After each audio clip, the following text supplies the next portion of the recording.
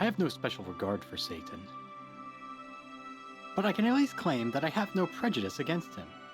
It may even be that I lean a little his way on account of his not having a fair show. All religions issue Bibles against him and say the most injurious things about him. But we never hear his side. We have none but the evidence for the prosecution, and yet we have rendered a verdict. To my mind, this is irregular. It is un-English. It's un-American. It is French. Of course, Satan has some kind of a case. It goes without saying. It may be a poor one, but that is nothing that can be said about any of us. Mark Twain. In my previous essays on the masculine and feminine archetypes, I spoke about the shadow of each archetype, as an embodiment of all the archetype's negative traits. For full disclosure, I'm not a psychologist, I'm not a psychiatrist, or in any way in the field of academics. In each video, I credit the primary author of the academic information. All the comparisons to popular culture were my embellishments. My intent for this channel was that I would comment on my love of popular movies and media, and occasionally delve into more serious topics.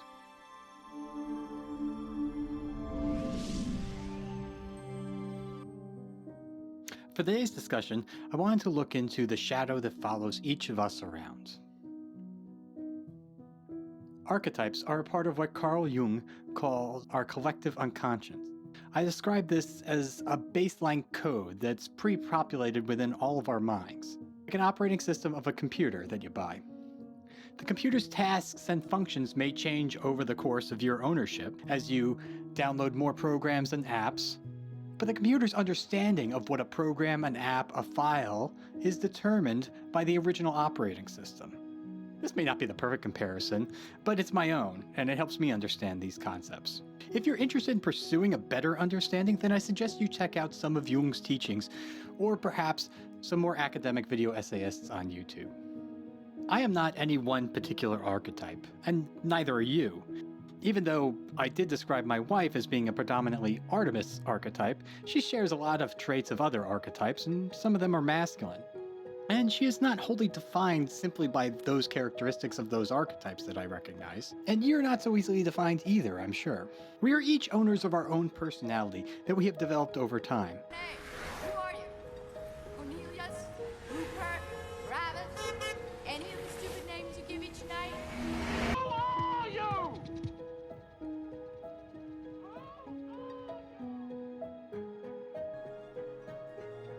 Who am I? You are what you choose to be. You choose. Choose. I'm the protagonist. We have all learned how to function in a society. We learned how to behave at a grocery store, to purchase the food that we eat. We know what is expected of a person that interacts with society. Be going a lot better when I get off in a couple of hours. Yeah, I hear that. You're 18, right? Oh, yeah.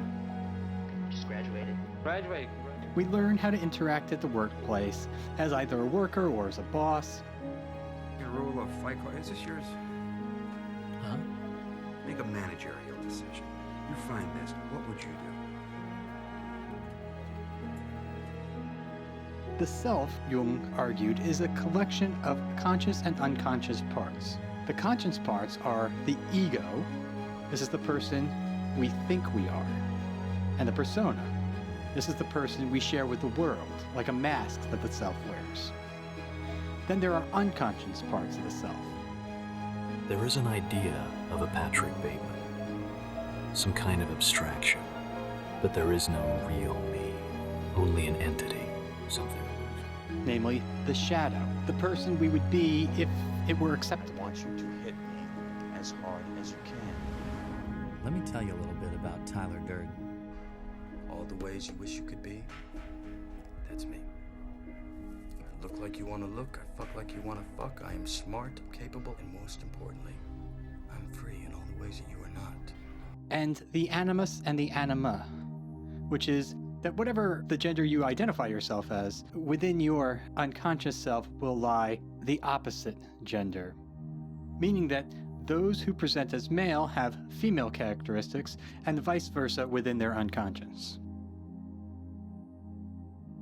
When I describe each archetype in my previous videos, I also describe what constitutes the shadow of that archetype.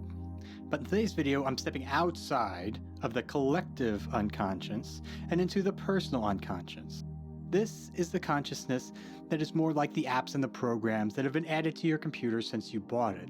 This shadow is not from some shared program that's within all of us. This shadow is specific to oneself. As with all shadows, it comes with a positive and a negative, or an active and a passive pole. The difference between the active and the passive is most commonly associated with the characteristic of aggression. You are actively aggressive, as in when you use force to gain domination in a situation. You better talk to your little pretty boy boyfriend, man. You get a VIP pass next to your pop talking to me like that. Or you are passive aggressive. You use snide comments to put down others, to prove your dominance in a situation. Good morning, sir. Salute! If you're insubordinate of me, Lawrence, I shall put you under arrest. It's my manner, sir. Your what? My manner, sir. It looks insubordinate, but it isn't really. Well, I can't make out whether you're bloody bad-mannered or just half-witted. I have the same problem, sir. Shut up! Now, one of the things you have to understand and accept is that you are guilty of any one of these behaviors from time to time. You may not like to admit it, you may feel guilt about it, you may have an urge to be aggressive, but repress that urge. What? What are you talking about? Oh, I guess at first I was relieved to get out of the situation, you know, but now there's this level of humiliation setting in that I can tell is going to be with me for fucking ever. And I'm just not going to let this be yet another situation which contributes to me being a little ineffectual nothing the rest of my life. You know? Any of that shame or guilt or urge is part of your shadow. Throughout our lives, there are some actions that we take that are rightfully punished, such as for stealing, or hurting somebody else, either physically or by their feelings.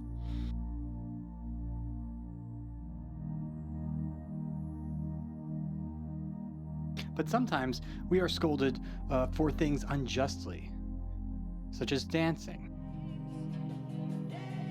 Stop acting so fucking queer!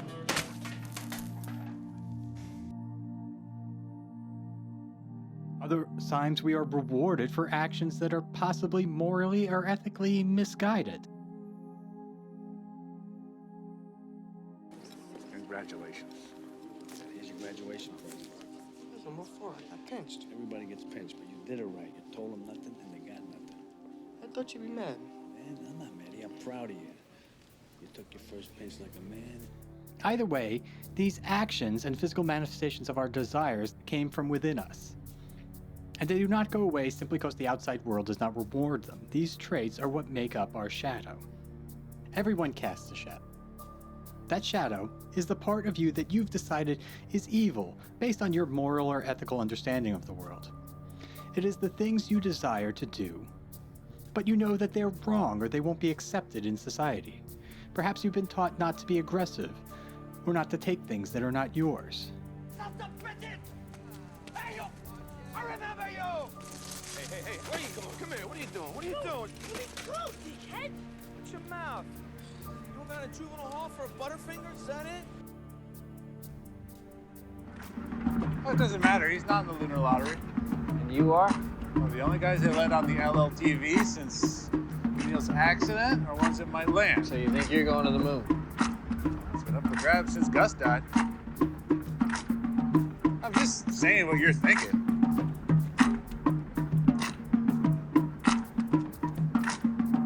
Well, maybe you should. These are things that we all are somewhat naturally inclined to want to do, but may have repressed those urges in order to fit in with the outside world. It's okay. I wouldn't remember me either.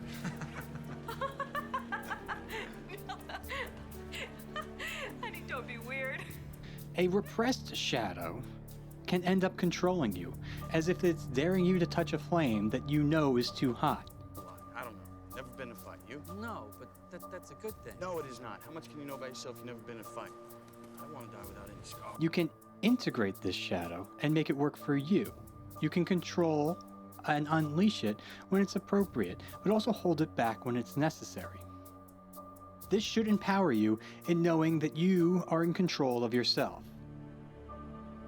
If this desire is repressed hard enough, one can find themselves physically or emotionally torturing those they love without knowing they're doing it, or perhaps torturing animals in secret. But know this, that any competition you have ever faced has been a fight against yourself.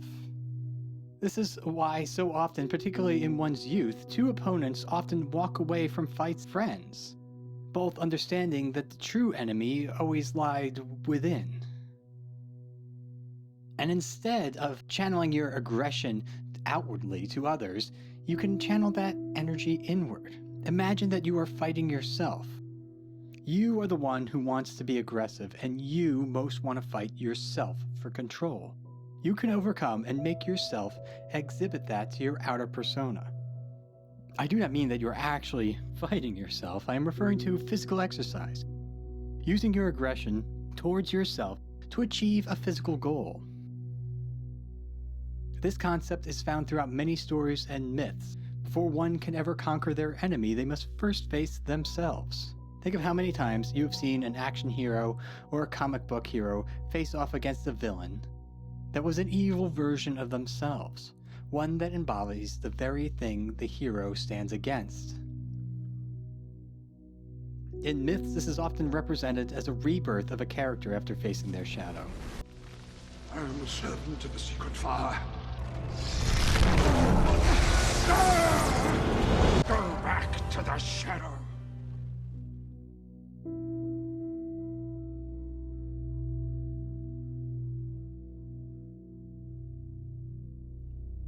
A common repressed trait, and particularly in men, is homosexuality. In a society that discourages such traits in men, it's natural to repress those curious urges. The mission promises to protect our children from these gay perverts and...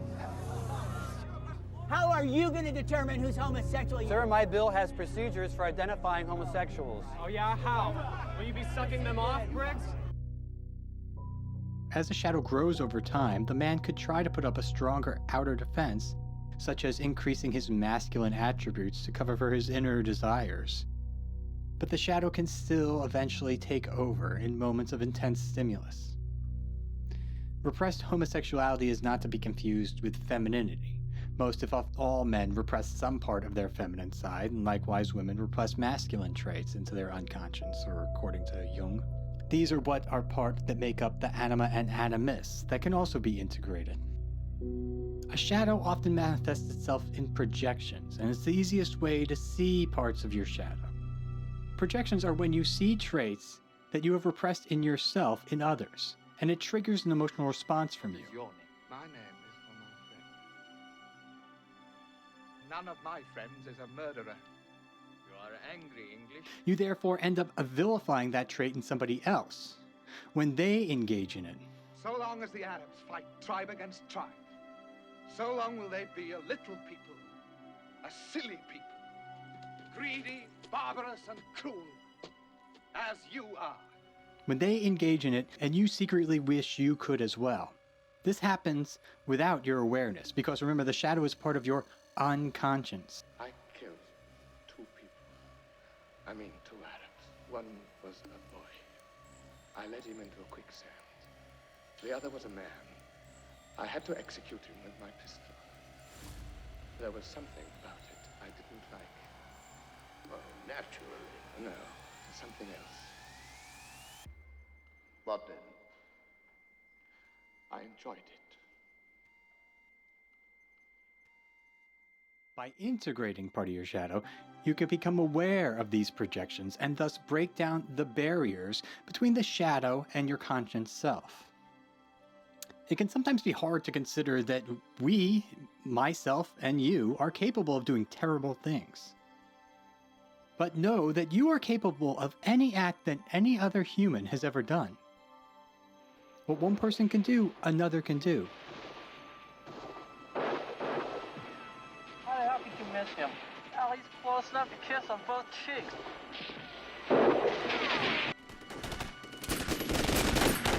Every single one of Bill's men fired high. They instinctively hadn't wanted to shoot another person. Later, Bill would come across a study which revealed that only 15 to 20% of fresh soldiers shot to kill. The rest aimed high, didn't fire at all, or pretended to be busy doing something else. I can't murder anybody. We don't murder, we kill. It's the same thing. The hell it is, Griff. You don't murder animals, you kill them. One exercise I often conduct with myself is to critically view the actions of those that are exhibiting unacceptable behavior. You put yourself in their position. Consider what they believe to be true in that moment. Consider how they learned it. Consider why they think this is an acceptable action at this time. I hate everybody! This guy Captain Carl, this motherfucker's fucking racist. It's cool. You're right, I did, you piece of shit! Lord, Isabel, you gotta repent. That is so dirty. You're swinging your stuff around, waiting for people to crash so they can watch you. Is he going to hell? Way to go. Way to go. You tell the guys to go to church. You don't think you're going to hell for judging? For judging other people? Are you judging my judgment? Yeah, I'm judging your judgment. It's over with. It's 2020. Yes, it is. Wake up. You got a mask on. Yes, I do. So you're under the government supposed to have too. one, too. You're confined. I do this in historical context too. I grew up watching old World War II films, and although I always loved to engage with the Allied protagonists fighting against the Nazis, it's easy to vilify the Nazis in these films. The Nazis are the perpetrators of one of the most devastating genocides in the world. But as I grow older and reflect on my own experiences in America's latest wars of adventure, I can't help but look for humanity in the lives of the German soldiers. I have trouble viewing them as something other than human now. Are they not human? Am I not capable of such things as they are? If I were born in another culture, would I have served doggedly in the armies that committed these atrocities as they did? When you engage with the media's depictions of Nazis that were responsible for the Holocaust, it's easy to think of those men as monsters. But that would make them something other than human, which is exactly what those soldiers did to those innocent civilians that they murdered by the hundreds of thousands. Know that there is no special trait. There is no special gene. There is nothing physically different in those men that made them that way. Consider that you are capable of such things. It's hard to accept. You can say that you have never done anything remotely like that in your life. And it's easy to think that if we were in Nazi Germany, we would act more like Oskar Schindler and not like Eamon Goliath. But you have to remember, Oskar, although he acted with as much humanity as possible, he was still a part of the same regime. This introspection can be overwhelming, but there is strength in knowing you can control yourself. You have and continue to conquer your desires to act the way you choose. This should empower you in knowing that you can conquer yourself. Power is when we have every justification to kill. And we don't. You think that's power? That's what the Emperor said. A man stole something. He's brought him before the Emperor. He throws himself down on the ground. He begs for mercy. He knows he's going to die. And the Emperor pardons him. It is not natural to humanize the perpetrator. It is much easier to hate them. But as we know from discussing Jung earlier, that if we hate someone, or hate a behavior in a person, that is only because we hate that quality that they are displaying because it lies deep within our own unconscious. No prisoners. For once, not this. Go round. Damascus, Orange. Damascus. No prisoners! We should know that although that person is displaying poor judgment and acting in ways that cause harm to others, either physically or emotionally, that the same powers of empathy, love, and sensitivity that we engage with on the surface of our consciousness exist deep down within those people as well. Enough, make them stop!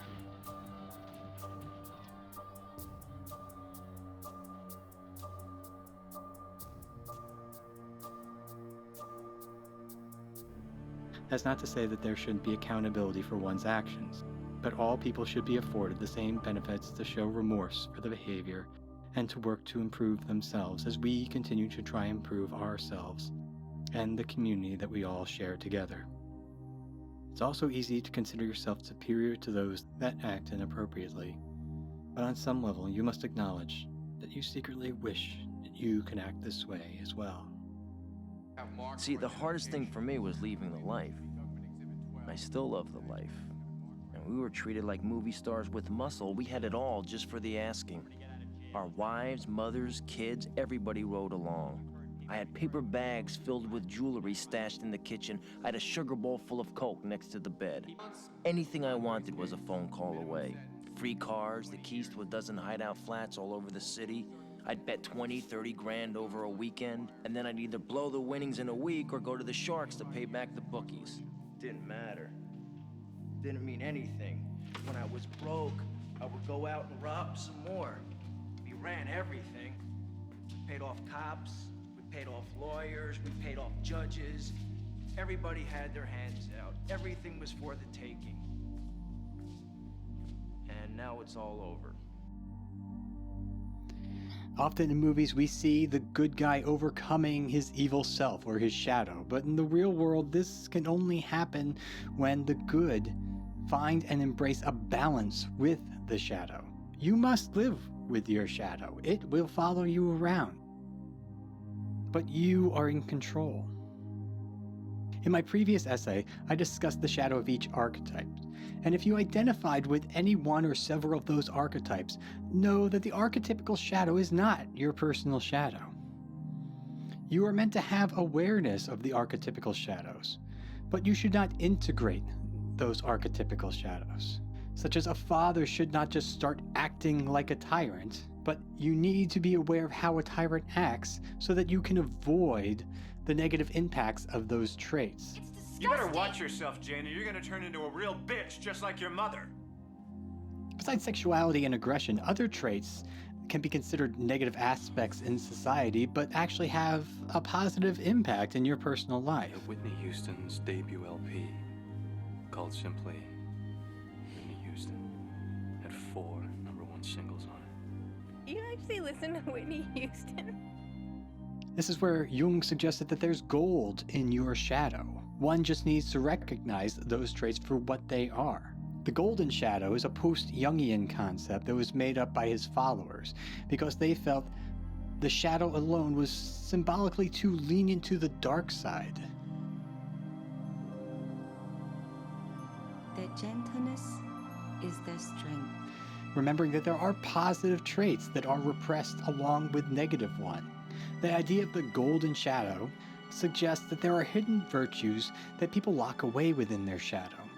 We naturally hide away traits that are morally and ethically undesirable in society to help us fit in. That could bring us personal enrichment, but we are too embarrassed by them. The fear of public speaking is often considered one of the most common phobias. Perhaps that's because at some point in everyone's lives they were forced to speak in public and felt uncomfortable. That discomfort made you sound less confident, and the audience gave way to a bad reaction. The feeling of shame for giving a poor performance made you never want to try again, made you never want to perform better or try and get better, even though on some level you might have enjoyed it. This shows the true potential we all have within us to bring to the surface our hidden talents to share with the world. But be careful with the shadow.